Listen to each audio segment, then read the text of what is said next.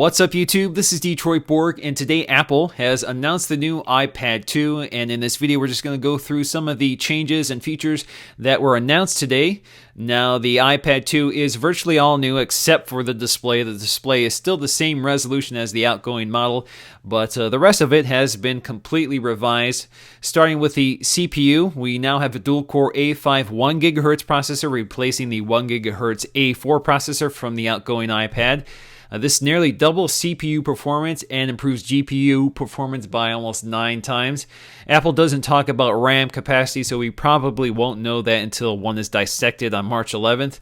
The iPad also joins the iPod and iPhone with a gyroscope and 2 cameras for the front and back. The front-facing camera is VGA, while the rear-facing camera is capable of 720p HD video recording. Currently, we don't know the specs of that camera or whether it has autofocus, but I wouldn't be surprised if the camera isn't too dissimilar to the iPod Touch, which is a sub 1 megapixel camera capable of HD video recording but does not have an autofocus.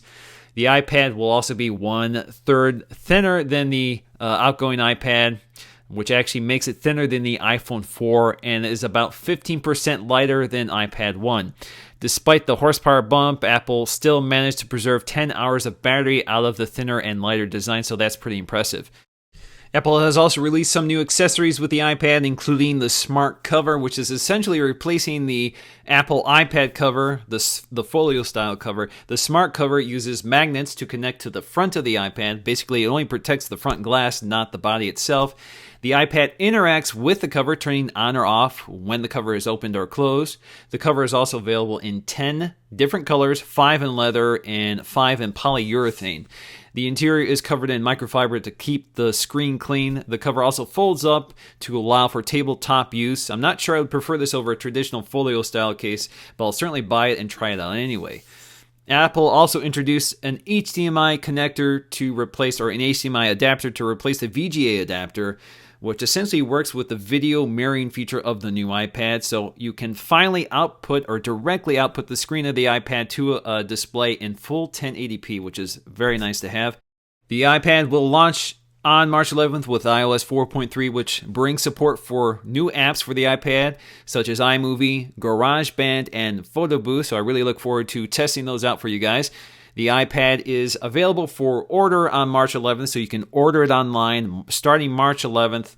But if you want it that day, you're going to have to go directly to the Apple Store and wait in line. And you can count on me being one of those people waiting in line. It goes on sale at 5 p.m., so I'm probably going to have to get in line pretty early and spend most of my day there. Storage and pricing is unchanged from iPad 1, so you have 3 different sizes available, 16, 32, and 64 gigabyte, and you can buy a 3G version.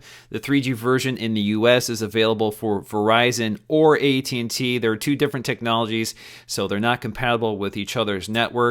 The AT&T version is the GSM iPad, so that's the one that will be sold globally. The Verizon iPad is CDMA, so right now that's only going to be sold in the US. And the iPad will also be available in 2 different colors. Basically, the front will be black or white, so the bezel is white or black depending on which one you get. The back of the iPad is still aluminum. Now, I do plan on buying both versions of the iPad, so I will have both the black and white versions, hopefully on the first day if they let me buy them.